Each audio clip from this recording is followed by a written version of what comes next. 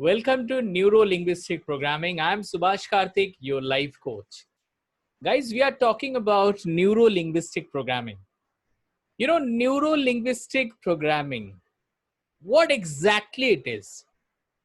आपने पार्ट 1 में देखा कि हमारा विजुअल, काइनेस्थेटिक एंड ऑडिटरी वे से हम कैसे लोगों को कन्विंस करेंगे ताकि हमारा काम हो जाए। हम कैसे रिस्पॉन्ड करते हैं कि जो विजुअल है वो विजुअली रिस्पॉन्ड करता है, जो ऑडिटरी है वो सुन के रिस्पॉन्ड करता है, और जो काइनेस्थेटिक है वो टच करके या अपने टंग से या अपने स्किन से या अपने नोज से स्मेल करके वो किसी चीज को फील करता है, एक्सपीरियंस करता है। यही हमने पार्ट 1 में पढ़ा। Part 2 neuro-linguistic programming, and we are talking about representational system. What is that? यही कि हम विजुअल हैं, ऑडिटरी हैं और काइनेस्थेटिक हैं। इसको और अच्छे से मैं समझाता हूं। आज हमारे दिमाग में कुछ भी है, कुछ भी हमारे दिमाग में आज कुछ भी है, कुछ भी मतलब कुछ भी। जैसे आप मुझे जानते हो, मतलब आपके दिमाग में कहीं ना कहीं मैं भी हूं। मैं पर्सनालिटी के बारे में जानता हूं, मैं न्यूरो लिंग्विस्टिक प्रोग्रामिंग के बारे में जानता हूं, मैं लाइफ कोचिंग के बारे में जानता हूं, मैं अपने परिवार को जानता हूं, मैं अपने दोस्तों को जानता हूं। ये जानता हूं मतलब मेरे दिमाग में कहीं ना कहीं ये स्टोर है। समझ में आ रहा है आपको? तो इसका मतलब है कि this mind is playing the whole game of life. हमारे लाइफ का जो गेम है ना, ये इसी माइंड ही खेल रहा है। मतलब अगर मैं किसी को पसंद नहीं करता हूं, इसका मतलब है कि मेरे दिमाग में कहीं ना कहीं ये इंस्ट्रक्शन है कि इस इंसान को बिल्कुल पसंद मत करना। अगर हमें गुस्सा आता है तो कहीं ना कहीं हमारे दिमाग में ये इंफॉर्मेशन है कि मैं गुस्सा होता हूं। अच्छे समझिएगा, इस कहा जाता है कि वही होता है दुनिया में जो किस्मत में लिखा होता है, लेकिन हाथ हम यहाँ दिखाते हैं। किस्मत तो वहां होना चाहिए, लेकिन हम लोग क्या करते हैं, हम लोग बोलते हैं वही होगा जो किस्मत में लिखा होगा। ये किस्मत है या ये दिमाग है? इसका मतलब कहीं ना कहीं हम ये बोलना चाहते हैं कि वही होगा जो दिमाग में लिखा हुआ है। हमारा दिमाग ही हमारा किस्मत है। अगर हमें गुस्सा आ सकता है तो इसी दिमाग के जरिए हम गुस्से पे काबू कर सकते हैं। अगर हमें बहुत चीजों से नफरत है, इसका मतलब है कि हम चाहे तो हर चीजों से प्यार भी कर सकते हैं, अगर वो दिमाग का लिखा हुआ हम चेंज कर सके। आप ही सोचो ना, आपको किसी चीजों से प्यार है तो किसी चीजों से नफरत, किसी इंसानों से प्यार है, किसी इंसानों से आप नफरत करते हो। किसी चीज के बारे में जानने से आपको अच्छा लगता है, किसी चीज के बारे में जानने से आपको अच्छा नहीं लगता है। ये जो सारा खेल जानने का, नहीं जानने का, पसंद का, नहीं पसंद का, ये सारे यहाँ पे लिखे हुए हैं। किसने लिखा है? यस, मैं आपसे पूछ रहा हूं, किसने लिखा है? हम ही ने लिखा है। हम ही ने लिखा है। और हमने लिखा कैसे है? हो सकता है कि कोई सिचुएशन में हम गए, वो सिचुएशन में हमने जो देखा वही अपने दिमाग में हमने लिख दिया। ऐसा हो सकता है। ऐसा भी हो सकता है कि हम उस सिचुएशन में कभी गए नहीं, लेकिन किसी दूसरे इंसान ने पहले से ही मेरे दिमाग में ये भर दिया था कि भाई ऐसा होता है। तो हो सकता है किसी का सुन के हमने अपने दिमाग में लिख दिया कि ऐसा होता है। जो भी आज के डेट में आप जानते हो या मानते हो या आपके दिमाग में है, ये कहीं ना कहीं आपके दिमाग में है और ये किसी ने लिखा है। लिखने के हाथ आपके थे, लेकिन हो सकता है कि आपके हाथ के ऊपर किसी ने हाथ पकड़ के लिखा होगा, या आप खुद उस सिचुएशन में फेस करके आपने लिखा होगा।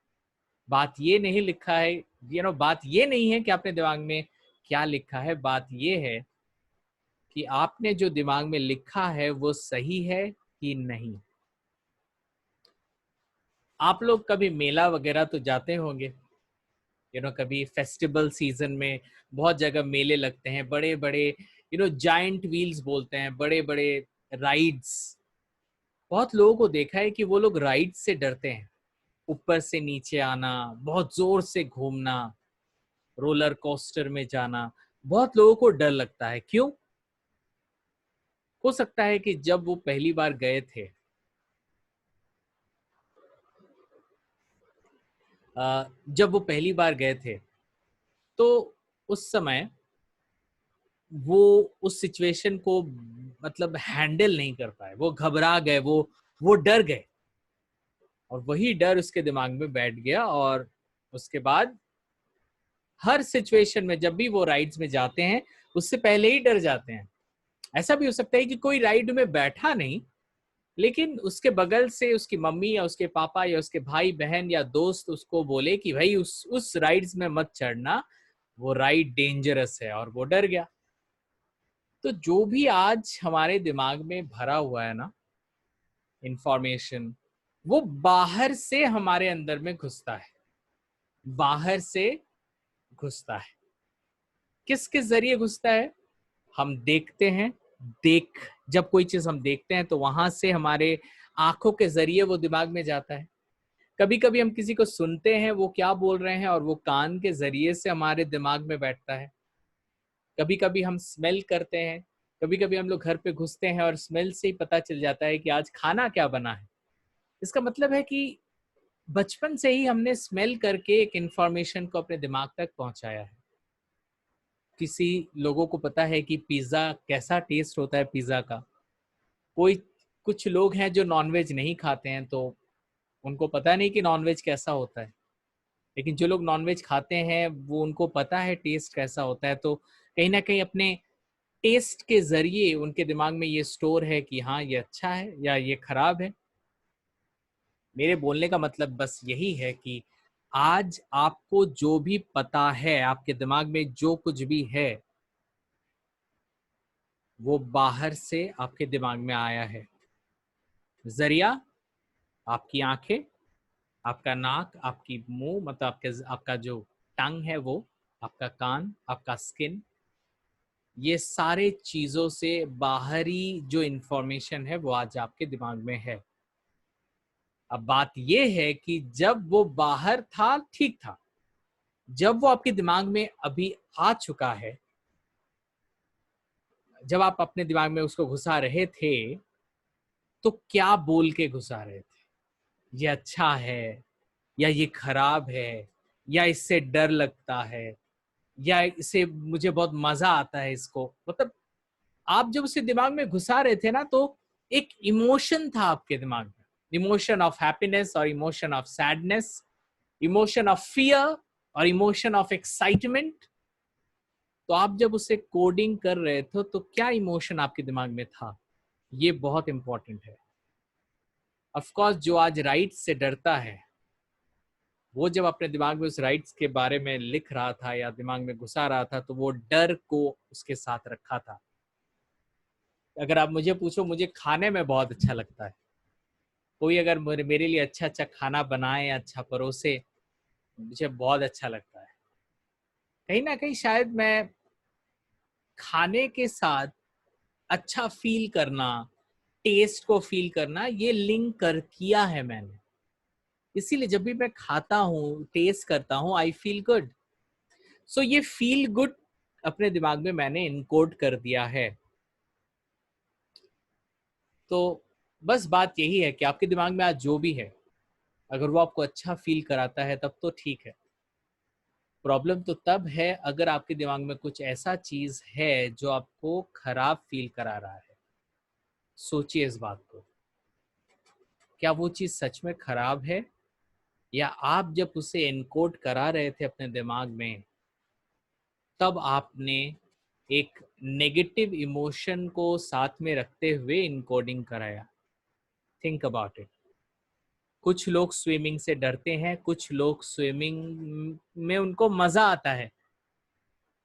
ऐसा क्यों? स्विमिंग तो एक ही एक्टिविटी है, किसी को मजा आता है और किसी को लगता है कि वो मर जाएगा। ऐसा क्यों? सिंपल आंसर, स्विमिंग के इंफॉर्मेशन को, जब वो स्विमिंग को देख रहा था या स्विमिंग के बारे में सुन रहा था या फील कर रहा था, जो भी, अगर उसने एक्साइटमेंट को अंदर में इनकोड किया तो उसे हर समय अच्छा ही लगेगा। लेकिन हो सकता है कि जब वो पहली बार स्विमिंग करने गया हो, वो डूब रहा था, उसे कोई बचाया हो, तो एक नेगेटिव इमोशन, मतलब डर उसके दिमाग में बैठ चुका है, और उसने स्विमिंग के साथ साथ एक नेगेटिव इमोशन को अपने दिमाग में इनबिल्ड कर लिया है। तो इसका मतलब क्लियर है, अगर आज आपके दिमाग में कुछ ऐसी चीज है जिससे आप डरते हो, जिसको आप पसंद नहीं करते हो, कभी ना कभी आपने आपके दिमाग में उस नेगेटिव इमोशन को भरा था। कौन चाहता है डर के साथ अपने लाइफ को लीड करना? कौन चाहता है कि नफरत के साथ अपने लाइफ को आगे ले जाना? हर इंसान को प्यार अच्छा लगता है, हर इंसान को मज़े अच्छे लगते हैं, हर इंसान को खुश होना अच्छा लगता है। तो आप खुश क्यों नहीं हो? ऐसा तो नहीं कि आपके साथ कुछ भी जो हो रहा है उसको लेके आप नेगेटिव सोचते हो, इसीलिए आपको आप हंस नहीं पाते। तो अगर मैं आपके लाइफ में वो सारे, यस, वो सारे नेगेटिव इमोशन को अगर मैं पॉजिटिव में कन्वर्ट कर दूं, तो कैसा लगेगा आपको? जी हाँ दोस्तों, अगर आप कोई चीज से डरते हो या कोई चीज से आपको बुरा लगता है, हो सकता है किसी ने आपको कुछ ऐसा बुरा बोला हो कि आपको उस दिन से वो बुरी बुरी बातें आपके दिमाग को खा रही है।